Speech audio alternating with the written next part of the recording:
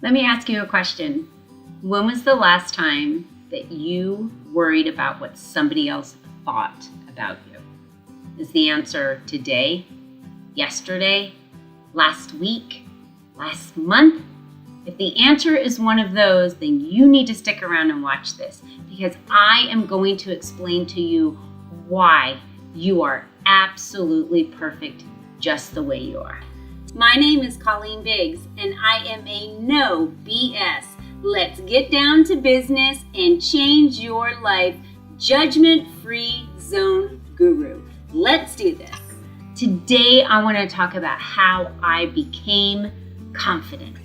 I spent almost my entire life worried about what everyone else thought about me, trying to conform, trying to be what everybody else thought I should be. It's exhausting, ladies. Is it not exhausting? We do not need to step through life worried about what other people think. I remember that I would conform to what my husband thought I needed to be at the time when I was married. I remember that I worried about what my boss at work when I was in corporate America thought about me, what my coworkers thought about me. I allowed every single label to stick on me. If this sounds like something you need to listen to, then be sure to subscribe below, because we are going to be going day after day, week after week on going through how you can become more confident, how you can live your best life, how you can show up and be seen exactly the way that you want to be seen in life.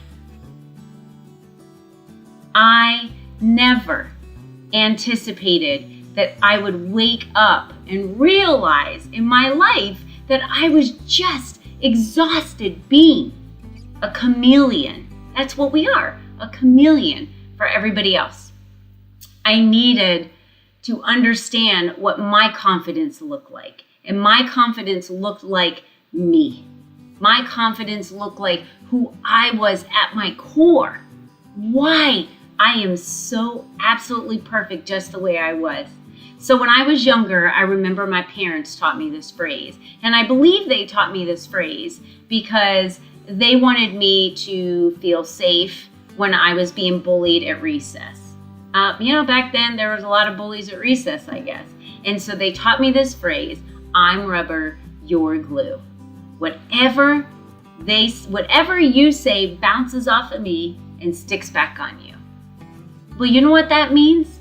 That means if somebody else has an opinion about you, it has nothing to do with you. It has everything to do with them. It has to do with their insecurities.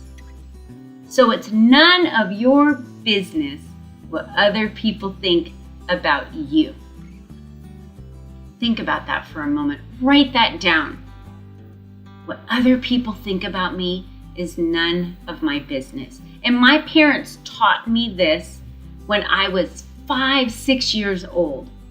And do you remember when we were young? I want to tell you a story. I stood up in front of an entire elementary school when I was 6 years old. And I remember I was like first grade. So here, all these grades and all these kids were older and bigger than me. And I stood up on a chair, on a microphone. I pushed play on a cassette tape, and I sang You Light Up My Life by Debbie Boone, just at the top of my lungs. I thought I was the most amazing singer that ever existed. Why is it that when we are younger, we think we are amazing? When toddlers don't want something, they throw it down and they say no. Yet when we get older, we're so conforming to what society and culture is feeding us that we forget who we are. We forget what we love. We set aside our needs. And especially as women, we take on identities by marrying and taking on another last name. Then maybe some of us have babies, and then we become mothers. I became a mother of 7 children. I know. I also have 11 grandchildren. Surprising, right? We have so many identities that we tuck ourselves away. And then when everyone's grown and move out of the house, we dust ourselves off, pull ourselves forward and say, I don't even know what I like to eat. What is my hobby? What's my favorite color? Because we nurtured everybody else. We showed up for everybody else. Imagine, mothers, if I'm speaking to you, what it would be like in your life if you showed up unapologetically without asking anybody's permission, exactly as you. And then you give the permission to your children to show up the same. Just as our parents taught us we could be anything we wanted to be, you are showing your children, not verbally, but by example, that they can show up as them. And that's enough. That is enough to just be you. So how do we do that? How did I become confident? Well, I just decided one day I was exhausted. I was so tired of showing up. And then I put the pieces together and realized all of those times when people judged me, when they told me I wasn't enough, when someone called me a name, when someone threw me under the bus at work, whatever it may be in your life, you know the women I'm talking about, the judgment, the criticism, the comparisons, the competition. Ladies, we are so powerful. There is no room for that in this world. If we want to change the blueprint of how women look in corporate America, of how women show up in a family, in a community, how they show up as entrepreneurs, then we must change the blueprint of what it looks like. And instead of competing with each other and judging and comparing, we must band together with that golden thread of sisterhood, support each other, lift each other, help each other, be each other's cheerleaders. That is truly what is going to help us. We are queens, but we need to act like it.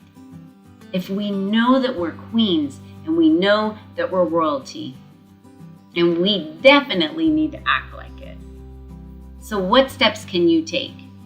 Every day, I want you to write down what you're thankful for. I find that when I am in gratitude of the things I have in my life and who I am, it's very difficult for my mind to be able to access those things that are negative. So write down the first 10 things you can think of first thing in the morning that you're thankful for. And then write down positive affirmations about you. Why are you so awesome? What do you have? What is it that you are so excited about yourself? Struggling with that, are you? Don't you worry, because as we go on through these episodes, you are going to learn more about how you are able to face those fears, squash those fears, burn those fears, and set them aside. But for now, I would love for you to comment below and tell me what one thing is so awesome about you. What makes you so freaking awesome? I want to hear all about it. Thank you for joining me today.